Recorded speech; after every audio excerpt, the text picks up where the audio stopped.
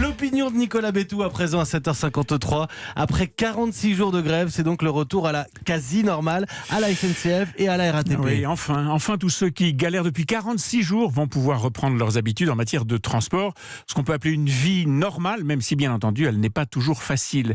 Et de ce point de vue, quand on voit les sacrifices qui ont été infligés à des millions de Français, cette tension dans tous les déplacements, ce stress qui a été ajouté à celui de la vie quotidienne, quand on voit tout ça et la manière dont c'est en train de finir, on se dit que ces blocages créés par quelques dizaines de milliers de grévistes ont été totalement disproportionnés. Les syndicats ont tout de même obtenu quelques aménagements du projet de réforme et puis une conférence de financement. Exact, mais la CGT et Force ouvrière ont échoué à faire retirer le projet de réforme de la retraite à points, de même que la CFDT a été obligée d'admettre que, âge pivot ou pas, le principe du financement équilibré des comptes dont elle ne voulait pas entendre parler, ce principe sera maintenu.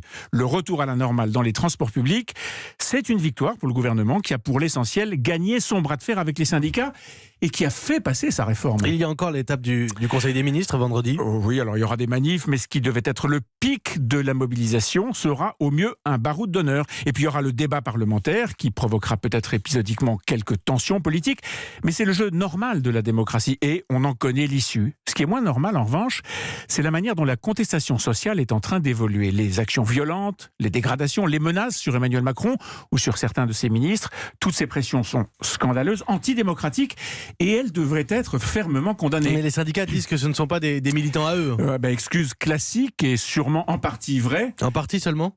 Oui, parce que dans de nombreux cas, ces éléments incontrôlés sont en réalité issus de ces syndicats. Ce sont des militants violents, très politisés, qui refusent la loi majoritaire et qui veulent continuer la lutte par d'autres moyens lorsque leurs camarades veulent l'arrêter.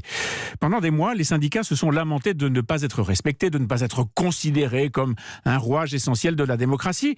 Avec ces grèves, ils sont revenus dans le jeu social.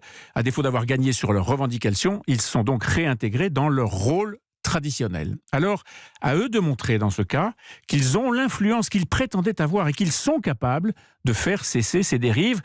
Toutes les armées, une fois signé l'armistice dans un conflit, savent qu'elles doivent contrôler leurs soldats perdus et toutes savent qu'elles en sont responsables.